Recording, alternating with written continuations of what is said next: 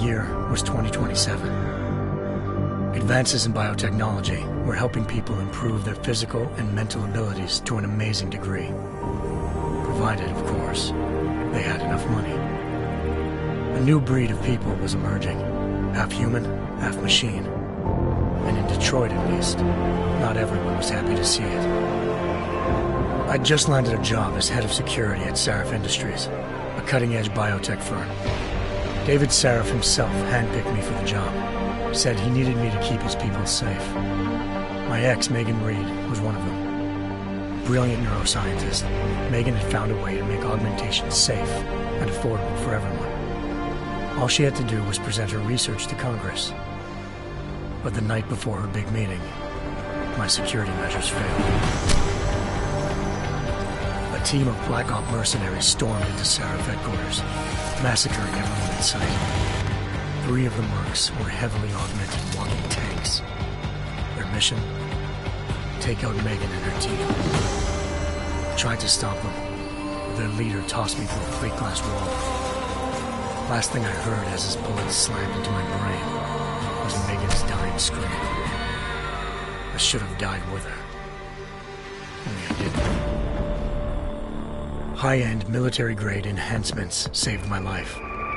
The best augmentation Sarif's money could buy. It took me half a year to get a feel for her. Should have taken longer. But 6 months into my recovery, Sarif Industries was attacked again. This time, by a radical group of pro-human purists. Violent, militant, and fanatically opposed to human augmentation.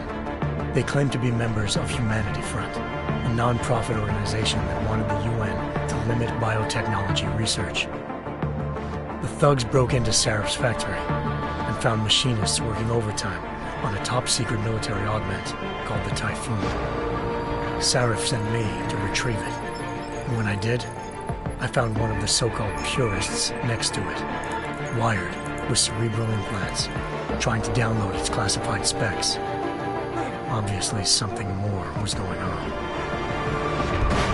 The AUG killed himself before I could question him. Sarif ordered me to dig deeper, so with the help of Frank Pritchard, Sarif's head of cybersecurity, I did. Turns out a second hacker had been controlling the AUG's actions from somewhere off-site. Pritchard and I tracked his signal to a secret FEMA internment camp in Detroit. The Black Op mercenaries were there 6 months before. Figured they'd try again when they saw me. Wasn't so easy for them this time. I took out the tank named Barrett, even got him to give me a new lead. A penthouse apartment in China. Of course, we both knew it would be a trap in the end.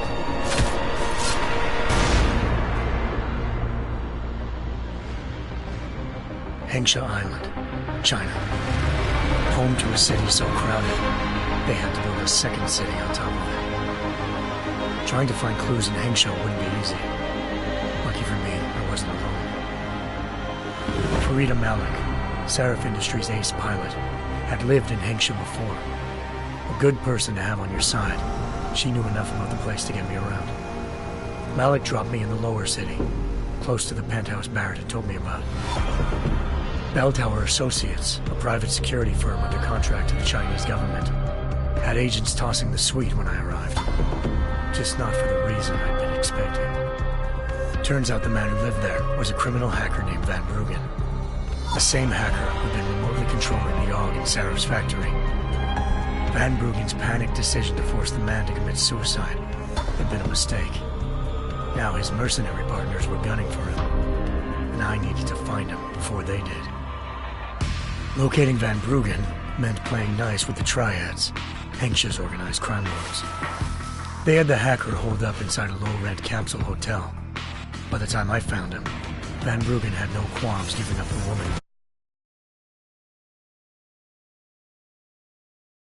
Operation. According to Van Bruggen, Zhao wanted to monopolize the augmentation industry, and had hired Black Op mercenaries to destabilize her competition. Sarif Industries was at the top of her list. To prove this, I needed to get inside TYM and grab a surveillance hologram off a server. I suspected Van Bruggen was hiding something when he told me this, but nothing could have prepared me for what I saw. Megan wasn't dead. She and her 4 best researchers had been kidnapped, spirited away somewhere while their kidnappers made it look like they were dead. Desperate to learn more, I confronted Zhao in her penthouse. She claimed to be a pawn in a bigger plan, and hinted at a group so powerful it controlled global interests at a whim.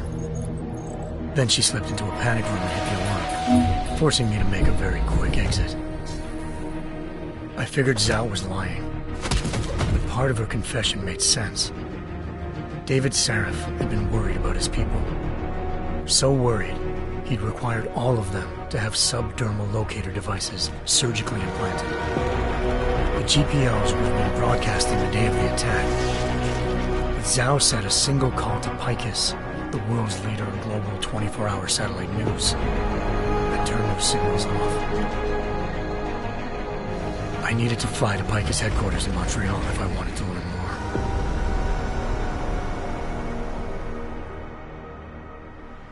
Eliza Cassan, Picus Communications' First Lady of News. Malik thought I was reaching when I told her Eliza was involved in this. The world's most famous news anchor, working with a mercenary hit squad. But when I confronted Cassan in her office, she freely admitted to jamming Detroit's satellites the night Megan's team had been taken. Said she's just been following her commands. I suspected she wanted to say more. But Black Op mercenaries showed up looking to shut us both down. And just like that, the Eliza I'd been talking to disappeared. The Mercs were led by an augmented killer I'd crossed paths with twice before, Fedorova, a woman who'd made silence her best friend. She waited for me to track Eliza's transmission to a secret server room underneath the Picus complex, then jumped me from behind. A deadly fight ensued. I made sure she never moved silently again. With Fedorova down and no one left to keep Eliza quiet, she reappeared. Turns out Picus's First Lady of News wasn't a lady at all. She was a sophisticated AI program, engineered to monitor data streams and control what people believed. Eliza told me the Mercs had brought in a Humanity Front doctor named Isaiah Sandoval to remove the scientist's implanted tracking devices while Detroit's satellites were down. She also told me to speak to David Sarif if I wanted to learn more. By the time Malik and I got back to Detroit, tensions between normal and augmented citizens had reached a flashpoint. Riots were breaking out in several cities. The UN was being urged to intervene. Sarif was trying hard to convince Hugh Darrow, the inventor turned philanthropist who'd once been a leading proponent of enhancement technologies, to help stop a possible regulatory vote. Sarif had a lot riding on Darrow.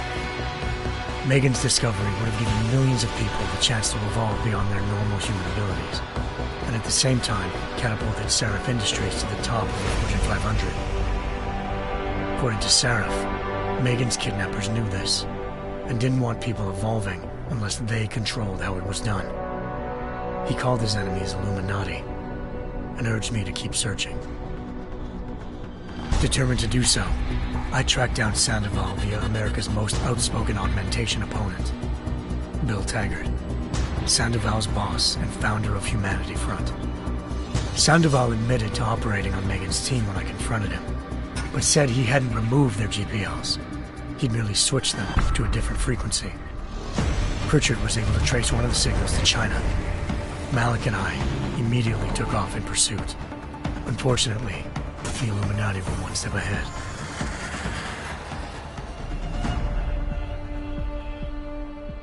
Ambushed. Shot out of the sky by Bell Tower Associates, seconds after entering Hengsha's airspace. Malik's piloting skills saved me. After a tense and bitter struggle, I escaped into Lower Hengsha. The tracking signal I was following led straight to the Triads, or more specifically, to the augmented arm of Tong Si-hung, leader of a gang of augmentation harvesters.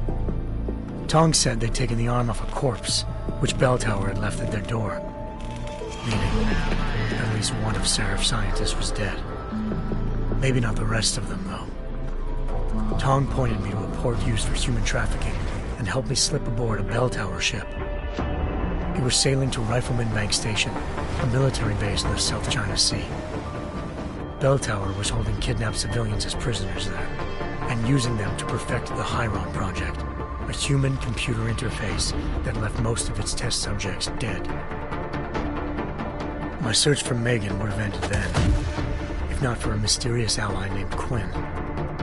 In exchange for my help exposing Bell Tower, he slipped me aboard a second ship headed to Singapore, and an Illuminati-run biotech facility called Omega Ranch.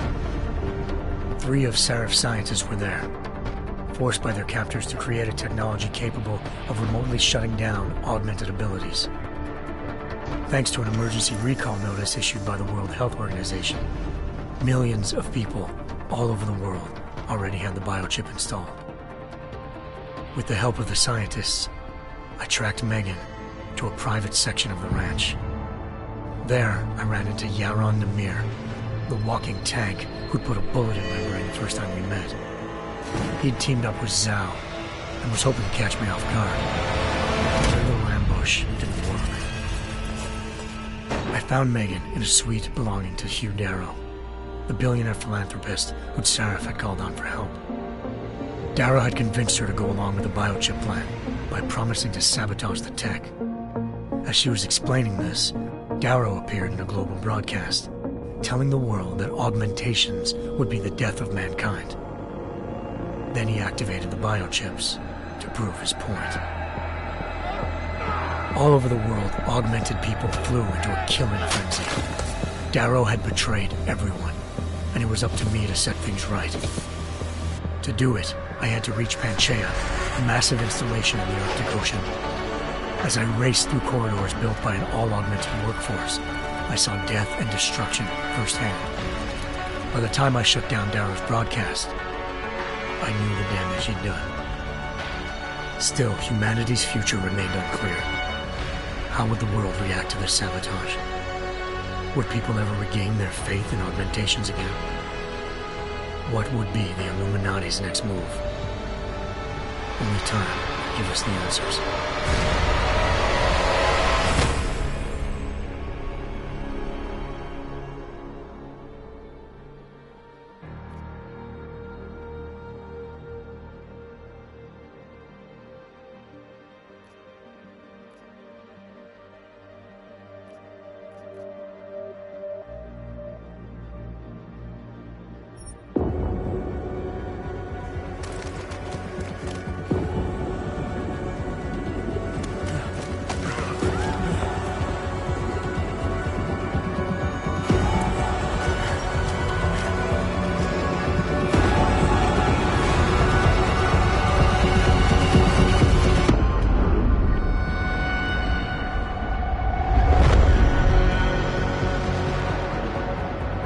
We are human beings. Each and every one of us. This must not go on. This injustice must end. An increase in the number of terrorist attacks highlights the danger posed by augmented citizens. I once thought I could save the world. Now look at it. Help me!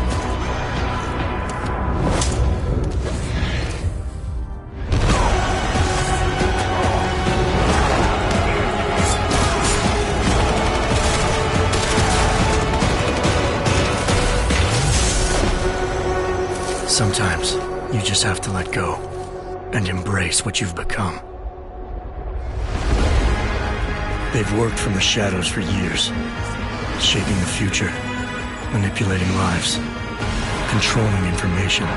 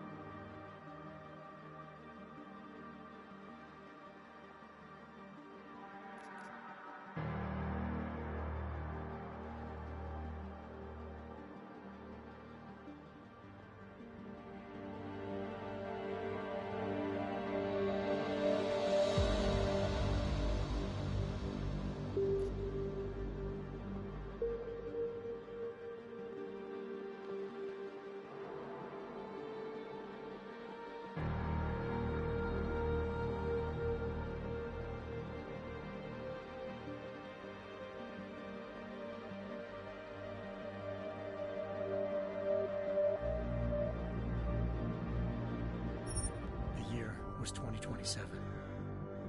Advances in biotechnology were helping people improve their physical and mental abilities to an amazing degree. Provided, of course, they had enough money.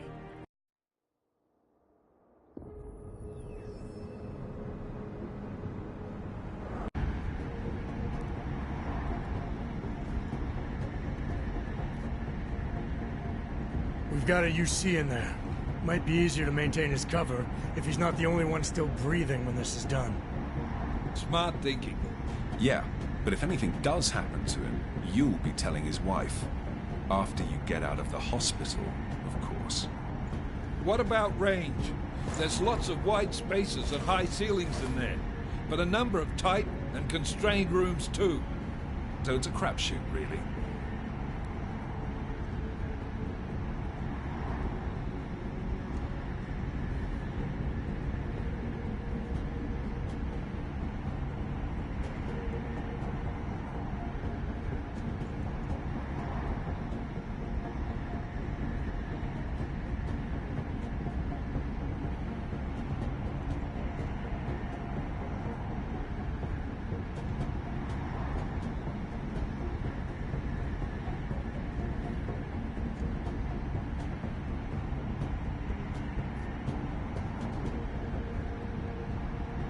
Well, I'm not looking to play dice with anyone in there.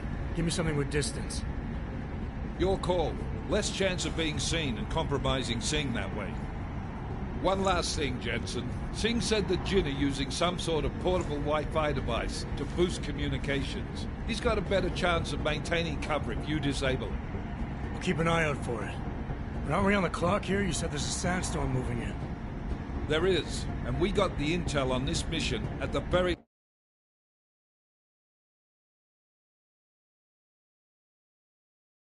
So we're scrambling a little.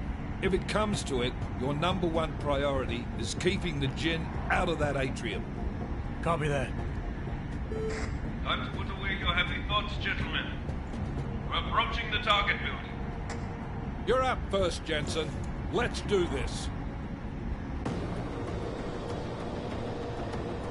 Task Force Actual. This is Knife Leader. Engage Hush drives and descend to Angels 1-5.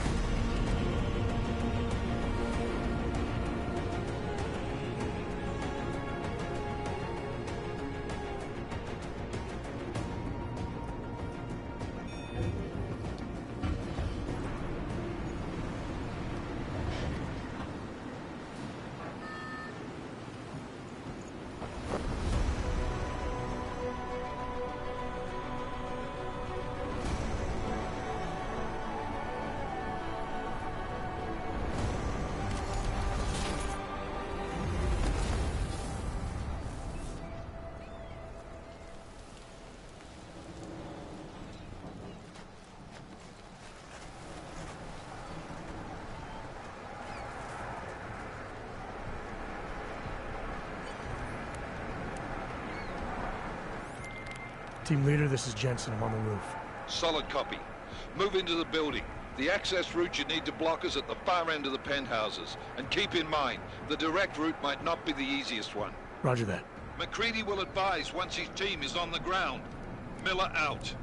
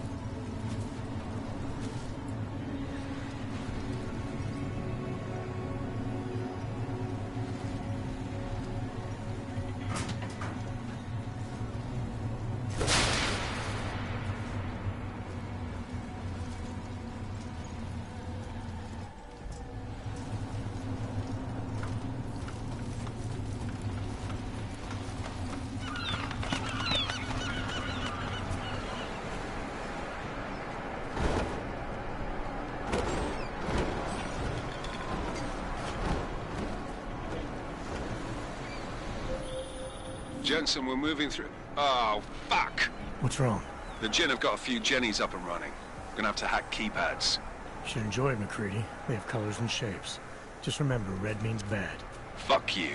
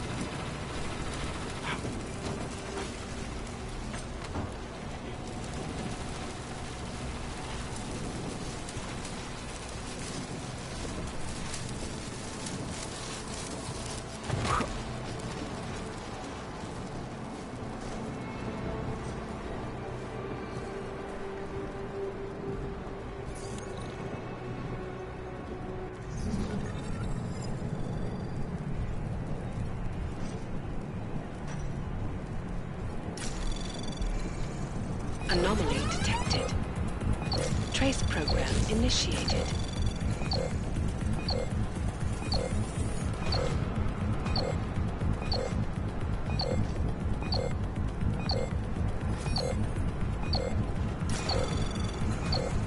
Access granted.